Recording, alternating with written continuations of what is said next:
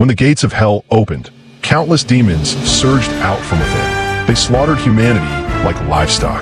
Faced with such dark creatures, humanity had no power to resist. The entire world turned into a sea of flames, and the appearance of these demons pointed to an ancient legend. It turned out that in the primordial era, the human army fought a great battle against dark creatures. The immortal Blood Queen spread a deadly plague, threatening to completely exterminate humanity from the earth. In the end, the young King Arthur stepped forward. He pretended to surrender to the dark creatures with the esteemed wizard Merlin. Just when the Blood Queen let her guard down, a soldier instantly thrust his spear, and the Blood Queen was pinned to a tree. The surrounding dark creatures wanted to advance, but under Merlin's magic, they quickly fled in panic. However, the Blood Queen did not die at that moment. It turned out that mortal weapons could not harm her at all. Under the holy light, the Blood Queen began to unleash the plague again. At this critical moment, King Arthur drew his accessory, the Sword of Kings, first severing her spell-casting hand, and then directly beheading the Blood Queen. But the Blood Queen's power was too great. Before dying, she transferred all her blood to the tree. To seal the Blood Queen, King Arthur divided her body into 6 pieces, locking each piece in different boxes, and then sealing them with the saint's seals. Eventually, these boxes were buried across the world by brave knights. Time quickly passed to 1,000 years later. The Hell Gentleman was a supernatural phenomenon investigator. One of his teammates was sent to investigate a vampire, but lost contact 3 weeks ago. When the gentleman found his teammate again in the fighting arena, he had already lost himself. The teammate immediately attacked the gentleman, and his body had clearly been modified. Seeing this, the gentleman took it seriously and quickly controlled his teammate. However, when he removed the helmet, he discovered that his teammate had transformed into a vampire. Caught off guard, the gentleman was instantly knocked down to hell. The vampire immediately began to attack fiercely. In a panic, the gentleman could only extend his arm to protect himself. At that moment, the referee took out a cross. Just as the vampire was about to change targets, the gentleman rushed in from behind. But unexpectedly, the vampire suddenly spread a pair of wings. Seeing that his teammate had completely succumbed, the gentleman no longer held back. After blocking the vampire's frenzied attacks, he directly threw the opponent out. As life flowed away, the teammate transformed back into a human. Before dying, he told the gentleman a prophecy. The end of the world was coming, and the one who would bring about the end was the gentleman himself. Afterward, the gentleman returned to the Supernatural Investigation Bureau, but he had no time to rest as his father had a new mission for him. Soon, the gentleman arrived at the Osiris Club, an organization that, like the Supernatural Investigation Bureau, had been fighting against dark forces for centuries. The gentleman learned that the target of this mission was related to giants that had once roamed this land. Although they were ultimately exterminated by humanity, the ground was still littered with the corpses of giants. Giants had a characteristic. After death, they could turn into zombies and crawl out of their graves, causing widespread destruction. After understanding the situation, a hunting team formed by the gentleman and the club immediately appeared in the forest. However, by the time the hunting team arrived, the giants had already disappeared, leaving only a few human corpses behind. The hunting team quickly followed the footprints and soon found an excellent ambush site. Just as the team was setting up their mission, the gentleman was suddenly ambushed, and the attackers turned out to be members of the hunting team. It turned out that this mission was just a lie. After learning of the prophecy of the end, the club's true target was the gentleman. Caught off guard, the gentleman was attacked from both sides. He jumped off a bridge. The hunting team quickly pursued him. The gentleman could only run while counterattacking. As a hell creature, the gentleman possessed extremely powerful vitality, and ordinary attacks could not inflict fatal damage on him. However, under the siege of the hunting team, the gentleman was ultimately controlled. The team leader then took out a secret weapon, and a powerful electric shock instantly paralyzed the gentleman's body. When the gentleman lost his ability to move, the team leader approached him, but unexpectedly, his own head flew off first. When the gentleman surfaced, he found that the hunting team had been completely wiped out. They had all become food for the giants. While the gentleman was observing in the dark, he was suddenly attacked by a giant from behind. When the gentleman stood up again, another giant charged him.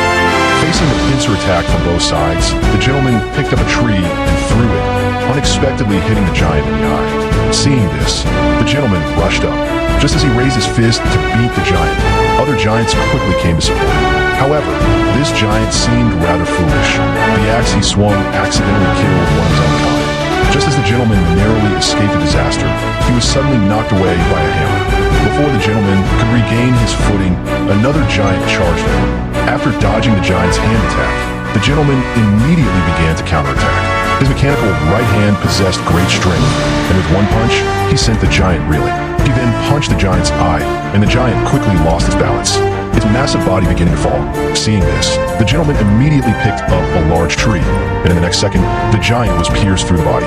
However, there was no time for the gentleman to rest, as the last giant had already come to kill him. The gentleman intended to use his agile body to dodge, but unexpectedly, he was kicked away by the giant. Fortunately, he landed next to a large sword. Although it was a giant's weapon, the gentleman picked it up. When everything calmed down, the gentleman collapsed to the ground from exhaustion. Meanwhile, a group of dark creatures was plotting and preparing to awaken the sealed Blood Queen. Soon, a shadow arrived at the monastery, and a pig demon burst through the door. After killing all the resistors, the pig demon brought the last saint to the secret chamber. Here, it successfully found a box sealing the Blood Queen.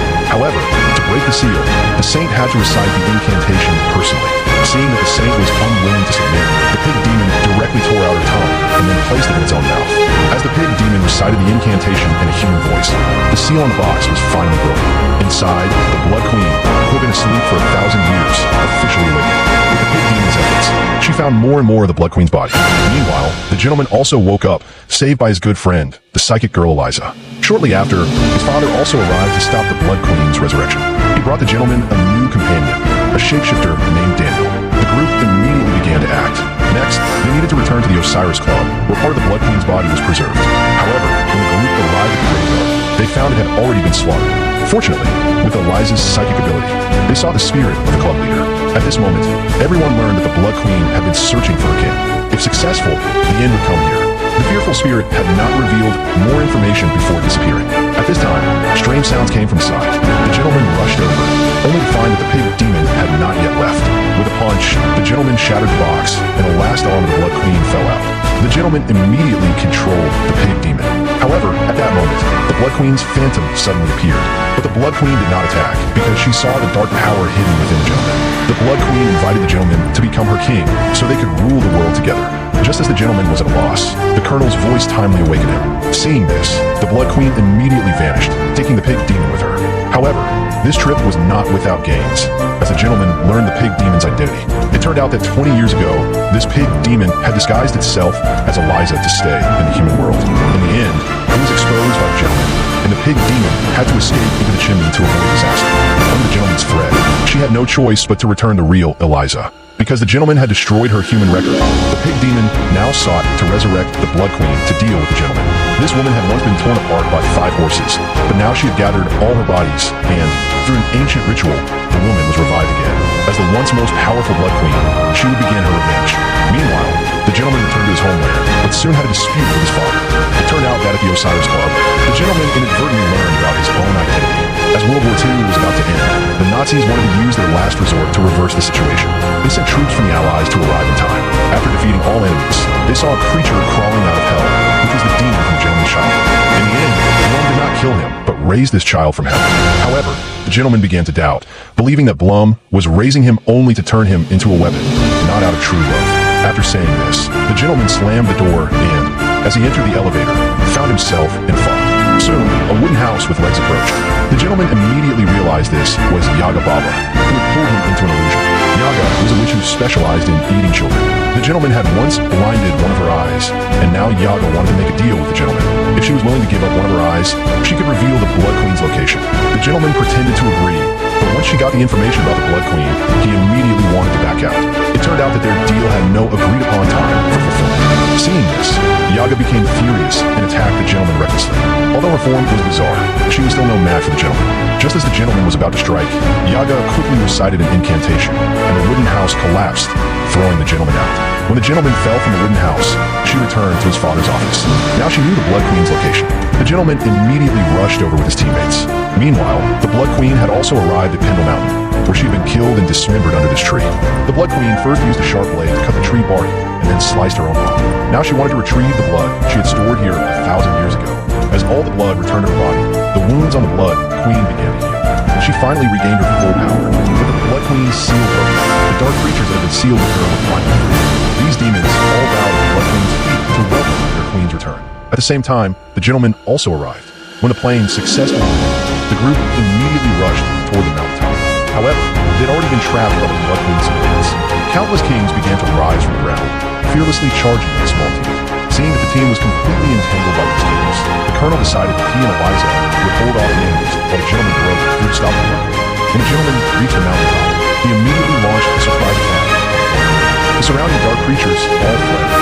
If the gentleman was willing to be her king, they would rule the world together and rebuild the kingdom from ashes. Faced with the gentleman's rejection, the Blood Queen immediately cursed Eliza, intending to kill all of the gentleman's close ones to awaken the dark power sleeping within her. To save his companions, the gentleman sought out the esteemed wizard Merlin, who had been sleeping deep underground. After rescuing his companions, the gentleman learned another truth about his identity from Merlin. It turned out that the gentleman was not only the son of King, he also had the power of King Arthur in his blood. The gentleman's mother was the last daughter of King Arthur, but in the end, she married him. When the gentleman was born, he was bestowed with the title of the Destroyer of all things. Then, Merlin used the gentleman's blood to summon King Arthur's most precious treasure. The Sword of Kings before him was the only weapon that could kill the Blood Queen. As the gentleman grasped the Sword of Kings, visions appeared before him. Now, the gentleman wore the crown of a hunter and held the Sword of Destruction.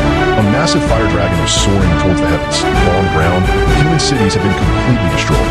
Under the gentleman's command, countless dark creatures surged out of hell, launching a final attack on humanity. At this moment, the gentleman began to charge on the dragon, and then he leaped down from the sky. Ultimately, under the gentleman's blade, all of humanity was slaughtered. Seeing such a scene, the gentleman immediately released the Sword of Kings. He could not allow himself to become such a demon. Meanwhile, the Blood Queen had also arrived in the city. She began to spread her power everywhere, intending to exterminate humanity. Then she attacked the Supernatural Defense Bureau. When the gentleman received the news and rushed back, he found that the Defense Bureau was already a river of blood. Just as the gentleman was feeling sorrowful, he saw the Blood Queen's trace on the news. The entire city was now covered in dark clouds, with countless demons flying in the sky. When the gentleman arrived at church, the first to appear was the pig demon, who had now been granted power by the Blood Queen. Ordinary bullets could not harm her at all. Seeing her enemy, the pig demon charged at the gentleman. The gentleman, undaunted, collided with the two monsters. However, in the next second, the gentleman was unexpectedly thrown away. Just as the pig demon was about to awaken again, the gentleman quickly rolled to avoid him. The iron could no longer restrain the pig demon. The pig demon then pressed the gentleman down, frantically rubbing him against the ground. And soon, the gentleman was pierced through by the pig demon's sharp teeth.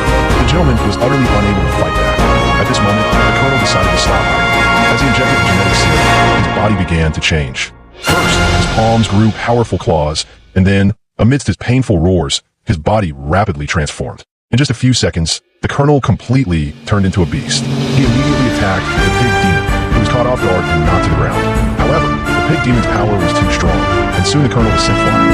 At this moment, the gentleman had also regained his breath, and they charged the pig demon together.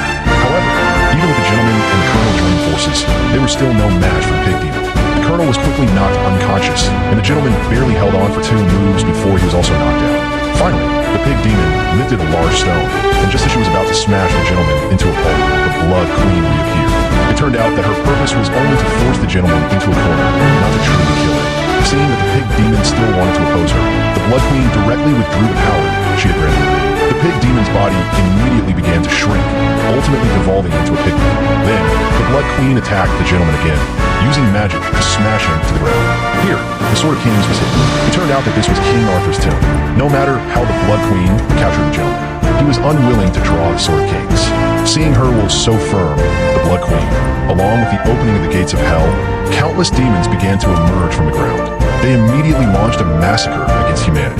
These demons not only had bizarre appearances, but also employed various destructive methods. Humanity had no power to resist. They slaughtered humanity as if they were food, and even cities were rapidly destroyed by the demons. At this critical moment, Eliza quietly approached Bloom's corpse. She used her psychic ability to summon Bloom's spirit. Amidst her father's incessant words, the gentleman finally regained consciousness. He immediately swung the holy sword and directly beheaded the Blood Queen. Then, the gentleman plunged the Sword of Kings into the ground, and the gates of hell began to close. The demons that were rampaging and slaughtering were dragged back to hell amidst their unruly screams.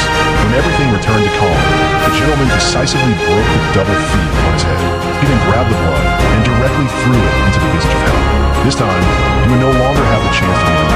At the end of the film, Blum also bid farewell to the gentleman, saying that being able to be the gentleman's father was the best decision of his life.